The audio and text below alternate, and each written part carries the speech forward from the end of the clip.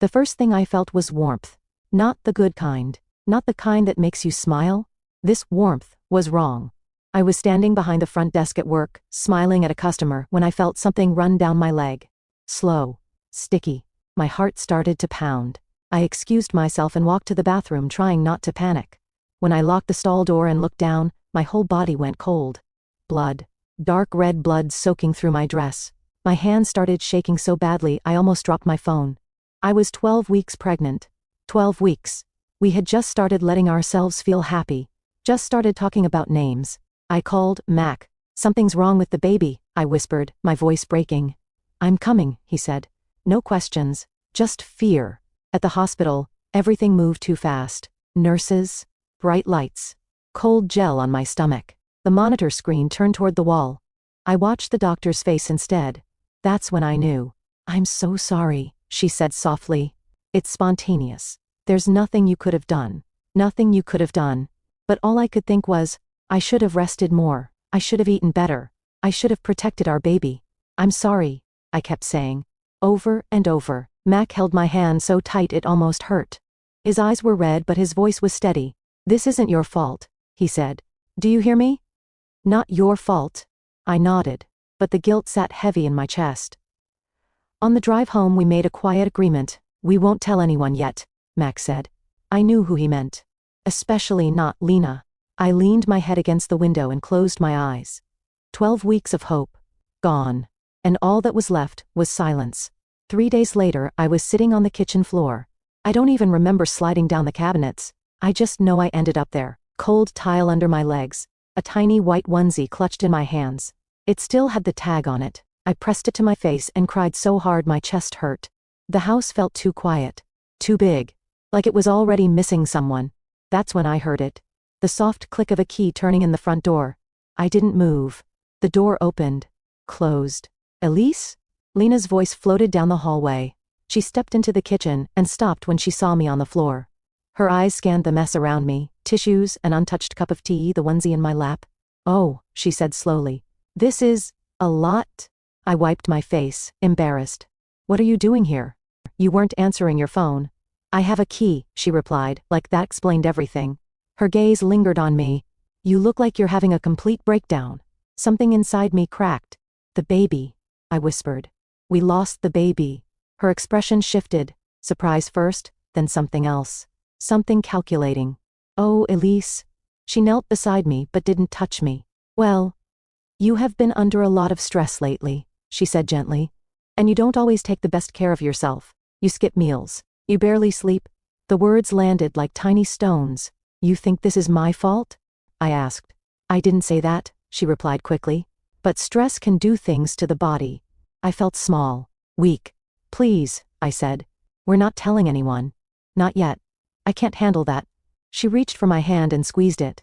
"I would never betray your trust," Lena said firmly. "You know that." I searched her face for doubt, for judgment.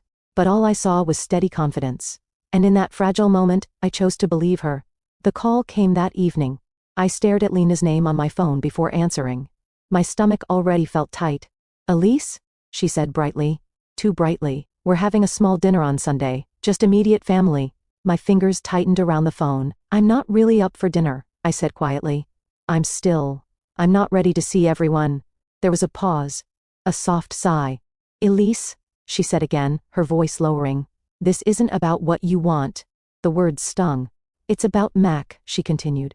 "He's hurting too, you know. He needs his family around him. He needs normal. Sitting in that house, drowning in sadness, isn't helping him." I swallowed hard. I hadn't even thought about how I looked from the outside. Crying, sleeping, barely eating. "I just don't think I can pretend everything's fine," I whispered. "No one is asking you to pretend," Lena replied smoothly. "Just come. Smile a little. Let people support Mac. Be strong for him. Be strong for him." The guilt wrapped around my chest again. Mac had been so steady for me at the hospital, holding my hand, saying it wasn't my fault. What kind of wife couldn't even show up to dinner? "You can't hide forever," Lena added softly. "And honestly, isolating yourself like this isn't healthy." The way she said it made it sound like I was doing something wrong, like my grief was selfish. "I'll handle everything," she continued. "You just have to show up. Just show up. It sounded simple, small, but it felt enormous. I closed my eyes and nodded, even though she couldn't see me. Okay, I said. We'll come. Good, she replied, relief clear in her voice. It's what's best. When I hung up, the house felt even quieter than before, and I couldn't shake the feeling that I had just agreed to something I wasn't ready for at all. The moment we pulled into the driveway, I knew something was wrong. Cars lined the street. Not one or two, dozens. My chest tightened. Mac, I whispered, staring at the crowd visible through the front windows. You said immediate family. He glanced at the house and then back at me. It probably is, he said quickly. You know how Mom defines that. Laughter spilled out when the front door opened. Not quiet, gentle dinner sounds. Party sounds. My palms went cold. When we stepped inside, every conversation seemed to pause for half a second. Then eyes turned toward me. So many eyes. At least 30 people filled the living room and kitchen. Cousins, aunts, family friends, people I barely knew. My throat went dry. Lena swept toward us, arms wide, wearing a bright smile. They're here, she announced loudly, like we were guests of honor.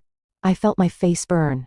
Elise, sweetheart, she said, looking me up and down in front of everyone. Oh, you look exhausted. A few people shifted awkwardly. Well, she added with a tight little laugh. I suppose we can't blame you for that. The room went quiet in a strange way, not silent but waiting. I forced a small smile. You said immediate family, I murmured under my breath. This is immediate family, she replied smoothly. Everyone here loves you. But it didn't feel like love. It felt like a spotlight. Max squeezed my hand gently. It's fine, he whispered. They're just here to support us. Support? My heart pounded so loudly I could barely hear anything else. I could feel the weight of their stares. At my pale face, my swollen eyes, the dress that suddenly felt too tight. Someone hugged me too hard. Someone else said, You'll try again. Try again. Like the baby we lost was a failed recipe. Lena clinked her glass with a spoon. Before we sit down, she said brightly, I just want to say how proud I am of my son for staying strong during such a difficult time. My stomach dropped. Such a difficult time. She hadn't promised secrecy for this. Heat crawled up my neck. My humiliation wasn't just rising anymore. It was boiling. The sound of a spoon hitting glass cut through the room. Clink, clink, clink. Conversations faded. Forks paused mid-air. 30 faces turned toward the head of the table. Lena stood slowly, holding her wine glass like she was about to make a wedding toast. My stomach dropped. I just want to say something, she began, her voice thick with practiced emotion. Tonight is about family, about strength, about standing together in hard times. I couldn't breathe. She looked directly at Mac. My son just lost his first baby. The words exploded in the room. A collective gasp, then silence. 30 faces turned toward us. Toward me. Heat rushed to my cheeks. My body went completely still, like if I didn't move, maybe I would disappear. I hadn't agreed to this. I hadn't been ready. I hadn't even told most of these people I was pregnant. I know this has been devastating, Lena continued, dabbing at dry eyes. But we must be strong. We must lean on each other. Someone across the table reached for my hand. Someone else whispered, I'm so sorry. The words blurred together. Pity filled the air like thick smoke. I couldn't hear my own thoughts. All I could hear was the promise. I would never betray your trust. Lena leaned down slightly behind my chair and murmured close to my ear, her breath warm against my skin. You should really smile, she whispered. People are looking. Something inside me snapped. Not loudly, not dramatically. Just a quiet, clean break. I had spent days blaming myself, apologizing, shrinking, protecting everyone else's comfort while I bled in a hospital bed. And now my grief was being served like a centerpiece. For sympathy, for attention, for her. I slowly lifted my head. The room was still watching, waiting. My heart was pounding, but the shame was gone. In its place was something new. Clarity. Silence had protected everyone but me. And in that moment, I decided it was over. The first 10 minutes of the drive home were silent. Not the soft kind of silence. The heavy kind. The kind that presses against your ears. Street lights flashed across the windshield. I stared straight ahead, hands folded in my lap. Lena's whisper replaying over and over in my mind. You should really smile. Mac finally exhaled sharply. She was trying to help. I turned slowly to look at him. Help? She didn't want people asking questions. She thought if she said it herself, it would control the situation. Control it? My voice was quiet, but it shook. She turned it into a speech. She was emotional, he insisted. You know how she is. Yes, I did. She promised me, I said. She looked me in the eye and promised she wouldn't tell anyone. Mac tightened his grip on the steering wheel. She didn't mean to hurt you. That doesn't erase it. He was quiet for a second. Then you embarrassed her. The words hit harder than I expected. I embarrassed her? I repeated. You just sat there, he said. You looked angry. People noticed. She was already upset. I felt something shift inside me, disbelief turning sharp. She betrayed me, I said, my voice rising now. In front of 30 people. She's my mother, he snapped. She lost a grandchild too. And I lost a baby, I shot back. The car filled with thick silence again. After a moment, his voice lowered. Colder. You should call her tomorrow. Apologize. I stared at him. For what? For making a scene. For being distant. She was just trying to bring the family together. Gaslighting doesn't feel dramatic when it happens. It feels confusing. Like, maybe you missed something. Like, maybe you are the problem. I searched his face for the man who held my hand in the hospital. The one who said it wasn't my fault. But the man driving now looked irritated. Defensive. She needed an audience, I said quietly. Mac shook his head. You're twisting this.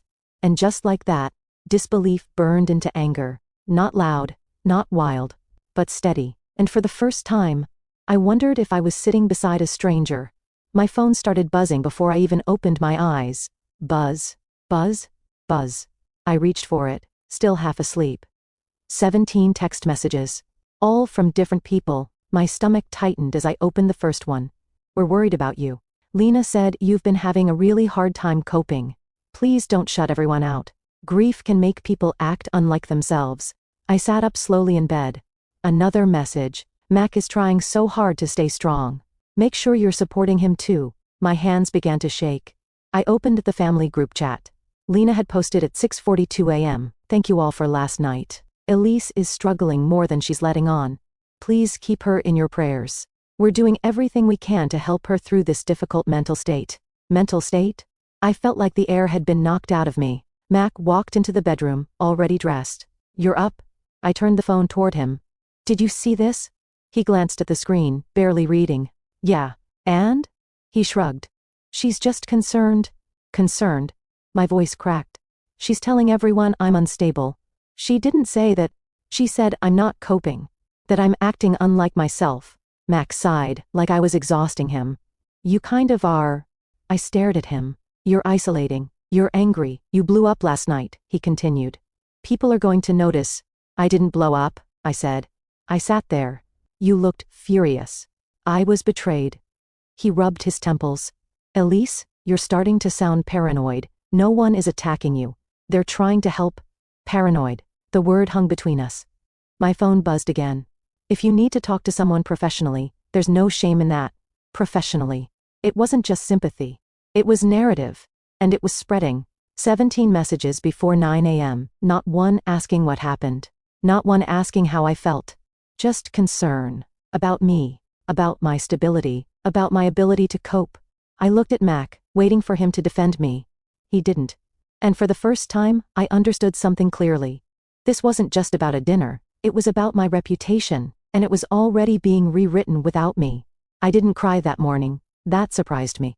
Instead, I sat at the kitchen table with my phone face down and let the silence stretch. The house felt different now. Not heavy. Not loud. Just clear. For 5 years I had told myself small stories. Lena doesn't mean it. Mac just hates conflict. It's easier to keep the peace. 5 years of comments disguised as concern. You're too sensitive. She's old-fashioned. That's just how Mom is. 5 years of adjusting myself. Smiling when I felt insulted. Apologizing when I felt hurt. Swallowing words to avoid tension at holidays, birthdays, random Tuesday dinners. And every time, Mac would squeeze my hand under the table and whisper, "Let it go." I always did. But last night wasn't small. It wasn't a careless comment about my cooking or a joke about my job. She exposed my grief. And, this morning, she rewrote me as unstable. I looked back at every moment I had waited for Mac to draw a line. When she criticized our apartment. When she invited extra guests without asking. When she told people private things by accident, he never confronted her. He smoothed things over, he explained her. He minimized me. And suddenly, the pattern was impossible to ignore. Mac would never stand up to Lena. Not for dinner boundaries, not for secrets, not for me. The realization didn't feel dramatic. It felt lonely, like standing in a crowded room and understanding you are completely by yourself. I wasn't just grieving a baby. I was grieving the version of my marriage I thought I had. I had believed we were a team. But teams protect each other. They don't ask for apologies after betrayal. They don't call you paranoid when you point out the obvious. I stood up slowly and walked to the sink. The sunlight hit the window just right, sharp and unforgiving. For 5 years I had been polite, careful, understanding. That version of me had kept the peace. But it had also kept me small. I dried my hands and made a quiet decision. No more politeness, no more shrinking. If I was going to be alone in this, I would at least be clear. And for the first time since the hospital, I felt something steady, not anger, not sadness, detachment. The invitation arrived 3 days later. Cream cardstock, gold lettering, thick enough to feel important. Lena's wedding anniversary party, 35 years of marriage. Formal venue. Black tie optional. Large guest list. Of course. Mac placed it on the counter like it was nothing. Mom's really excited about this, he said. She's been planning it for months. I ran my finger over the embossed letters. Celebrating love. Commitment.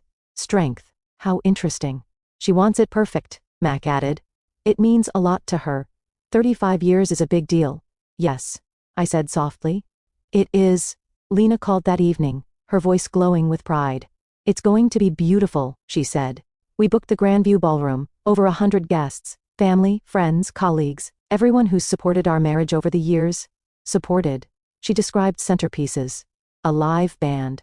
A slideshow of memories.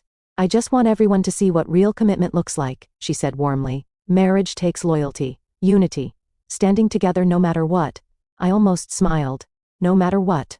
I'm so proud of what we've built, she continued. It deserves to be honored properly. Properly. I leaned back in my chair, calm in a way I hadn't felt in days.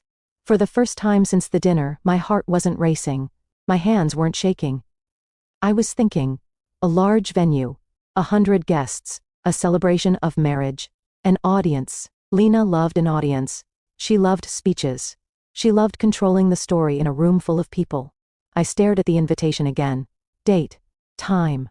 Location. Everything so carefully arranged. 5 years of politeness had gotten me nowhere. But clarity? Clarity changes the rules. Of course we'll be there, I told her. Oh good, Lena said, delighted. Family should always stand together. Yes, I replied evenly. They should. When I hung up, I didn't feel anxious. I didn't feel afraid. I felt calm. Calculated. And for the first time I saw something clearly. If Lena wanted a perfect audience, she was about to have one. The morning of the party, I woke early. Not out of excitement, not out of fear, out of purpose. I moved quietly through the house, pulling clothes from the closet, arranging them neatly on the bed. Each piece deliberate, nothing too flashy, nothing too soft. Controlled. Precise. In the mirror, I studied my reflection. Pale eyes, lips pressed thin. But there was something new beneath it all, focus. I practiced the tilt of my chin, the subtle strength in my posture. No more slouching, no more shrinking. I rehearsed what I would say. Not aloud, yet, but in my head, sentence by sentence, calm and measured. Each interaction anticipated, greetings, compliments, questions I knew would come. Each one prepared for. I remembered the hospital, the dinner, the texts. How easily my grief had been twisted into a spectacle. How quickly Mac had sided with her over me. Not today. I wouldn't wait for his permission. I wouldn't glance at him for validation. Not once. Every word, every movement, every reaction. Mine alone. I rehearsed the smile, but only where it served me. Not for sympathy. Not for approval. Not for Lena. I sipped coffee and imagined the ballroom. The chandeliers, the polished floors, the long tables. Over 100 people waiting, watching, and I would move through it like someone who belonged in the room. Not afraid, not apologetic. I focused on the power of stillness, the weight of observation. I could see Lena already. Probably rehearsing her speech, imagining every eye on her. How she loved that. How she thrived on attention. But this time, I would control what they saw. My grief. My strength. My composure. The decision settled in me like a stone. I would not allow anyone to rewrite my story again. Not her. Not him. Not anyone. I took a deep breath, straightened my back, and ran my hand down the smooth fabric of my dress. For the first time in days, I felt calm. Calculated. Ready? Control was mine, and I intended to keep it. The party would come. The crowd would watch. And I would be exactly who I chose to be. No one else's narrative would touch me. Not today. The ballroom sparkled under crystal chandeliers. Guests in elegant dresses and suits mingled, glasses clinking softly. The aroma of roasted meats and candles filled the air. Lena moved through the room like a queen in her court, glowing, laughter effortless. Every compliment she received she soaked in, her smile wide, hands poised delicately at her sides. Devoted wife. Perfect hostess. The center of attention. I waited. For months I had rehearsed this moment. Every word, every pause, every glance anticipated. The power wasn't in rushing, it was in the stillness, the quiet patience that made people lean in. I felt the weight of the room settle on me. Hundreds of eyes unwittingly waiting for her next move. And then, when she raised her glass for a toast, I stood. Everyone turned. The chatter softened. Lena's smile didn't falter, but her eyes flicked toward me, curious. I lifted my glass slowly. Tapped it 3 times. Clink. Clink. Clink. The room fell into a hush. Since we're sharing family news publicly, I began, calm, deliberate, letting each word land. I suppose I should do the same. A subtle murmur ran through the crowd. I paused, letting the tension build. I want to acknowledge something that has been ongoing behind closed doors. For some time, Lena has been having an affair. The words hung in the air. Gasps. Footsteps stopping. Napkins paused mid-air. Lena froze, her hand on a guest's arm. Her composure wavered, the practiced smile flickering. "Excuse me?" she stammered. I said what I meant, I continued. "It's public now. Everyone deserves to know the truth about the woman standing at the center of this so-called perfect marriage." A heavy silence stretched across the room. Glasses lowered, eyes widened, whispers starting. Lena's face flushed, lips pressed together, jaw tight. Her kingdom was crumbling, slowly, irrevocably. I felt something I hadn't felt in months, the room's energy shift beneath my feet. The tables had turned. The spotlight was no longer hers. And in that stillness, in that exact moment, I realized, control was mine. Not her perfection. Not her audience. Mine. The room was frozen. Lena's hand trembled against the edge of the table. Her mouth opened, closed, opened again. Stammered apologies tried to escape, but no words formed. Max stood beside her, rigid, stunned. His eyes darted between us, trying to reconcile the image of the mother he knew with the revelation I just shared. Guests murmured, whispers rippling like a soft current through the crowd. I lifted my glass slightly, calm and steady. My voice carried easily across the quiet room. "You taught me that family news is best shared publicly," I said, letting the words land with clarity. So I did the same. I didn't flinch. I didn't apologize. I didn't wait for forgiveness. The chandeliers reflected in Lena's wide eyes, the sharp tension in her shoulders. The aura of perfection she had carried for decades was dissolving, leaving only exposed nerves and brittle composure. I set my glass down gently and began to walk toward the exit. Each step deliberate, each movement reclaiming the dignity that had been chipped away for years. The whispers followed me, half curious, half judgmental. I didn't care. Max's hand brushed mine as I passed. His grip was hesitant, uncertain. "Elise?" I shook my head slightly, silently telling him there was nothing to say. This wasn't about him, not anymore. Outside, the cool night air hit my face. I inhaled deeply, letting it fill my lungs, steady my racing heart. My grief was still there, sharp, jagged, but it no longer ruled me. For the first time since the hospital, I felt whole in my own skin. I hadn't just survived the dinner. I hadn't just survived Lena's manipulations. I had won. Not through revenge. Not through cruelty. Through clarity, control, and calm. The world hadn't changed. The past hadn't disappeared. But I had. And for the first time in months, I was no longer afraid.